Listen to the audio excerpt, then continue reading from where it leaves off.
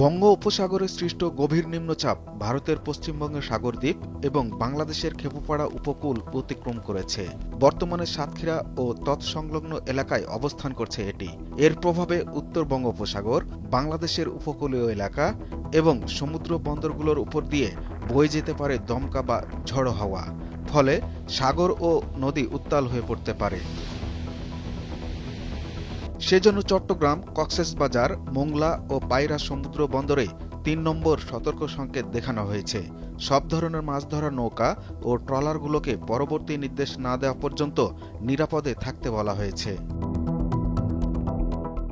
অমাবস্যা ও গভীর নিম্নচাপের কারণে চট্টগ্রাম, নোয়াখালী, লক্ষ্মীপুর, ফেনী, চাঁদপুর, ভোলা, হাতিয়া, সন্দ্বীপ, বরগুনা, পটুয়াখালী, বরিশাল, পিরোজপুর, ঝালকাঠি, বাগেরহাট, খুলনা, সাতক্ষীরা এবং সেগুলোর অদূরবর্তী দ্বীপ ও চরগুলো জলোচ্ছ্বাসে প্লাবিত হতে পারে।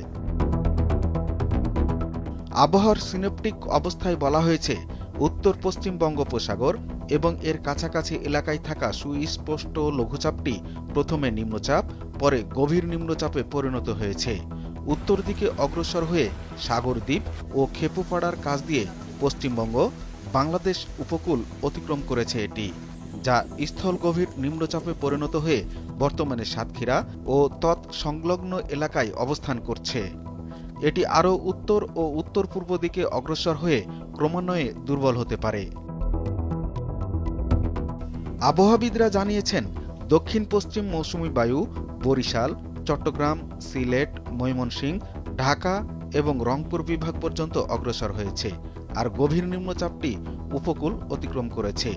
গতি প্রকৃতি অনুযায়ী এটি স্থলভাগের দিকে উঠে এসেছে, ফলে এ থেকে ঘূর্ণিঝড় নাও হতে পারে। তবে আগামী কয়েকদিন বাংলাদেশের বিভিন্ন স্থানে অস্থায়ীভাবে দমকা বা ঝোড়ো হাওয়া সহ বিদ্যুৎ চমকানো অথবা হালকা থেকে মাঝারি ধরনের বৃষ্টি কিংবা বজ্রসহ বৃষ্টি হতে পারে। সেই সঙ্গে সারা দেশের কোথাও কোথাও মাঝারি ধরনের ভারী থেকে অতি ভারী বর্ষণ হতে পারে, কিন্তু ৩১ মে থেকে তা কমে যেতে পারে। সেই সঙ্গে নিয়মিত দেখা মিলতে পারে সূর্যের, ফলে রাত ও দিনের তাপমাত্রা বাড়তে পারে। দুরুল হক, ভোরের কাগজ।